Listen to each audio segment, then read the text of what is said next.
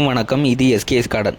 நம்ம இப்போ இந்த வீடியோவில் எதை பற்றி பார்க்க போனால் ரோஸ் பிளான்ட்டை பற்றி பார்க்க போகிறோம். இப்போ ரோஸ் பிளான்ட்டு நம்மக்கிட்ட இருக்குது. புது வரைட்டி வந்திருக்கு. விதவிதமான கலரில் எல்லா கலரும் இருக்குது.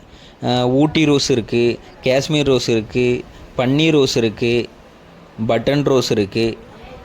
அது அடுத்தடுத்த ரோஸ்லாம் நான் உங்களுக்கு நெக்ஸ்ட் வீடியோவில் போடுறேன். இப்போ நம்மக்கிட்ட ரோஸ் இருக்குது. உங்களுக்கு வேணும்னா ஸ்க்ரீனில் காட்டுற நம்பருக்கு நீங்கள் கால் பண்ணியோ இல்லைனா வாட்ஸ்அப் மூலமாக கூட நீங்கள் ஆர்டர் பண்ணிக்கிடுங்க.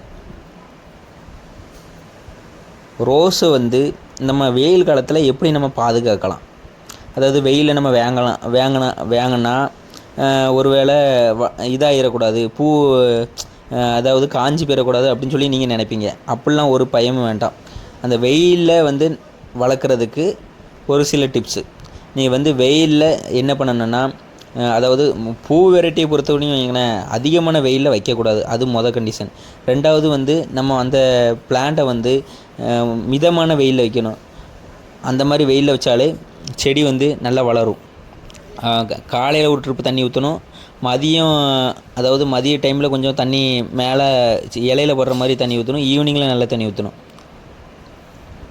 பொதுவாக ஓரளவு மிதமான வெயிலில் வச்சாலே செடி நல்ல கண்டிஷனில் இருக்கும். அதிகமான வெயிலில் வச்சிங்களேன் வைங்களேன், செடி இதாகி கருவி போயிடும். அடுத்த இலையை முளைக்காத அளவுக்கு மொட்டுலாம் பட்டி போயிடும். நீங்கள் இதை ஃபாலோ பண்ணுங்கள். நன்றி ஃப்ரெண்ட்ஸ். வேறு ஒரு வீடியோலேருந்து பார்ப்போம்.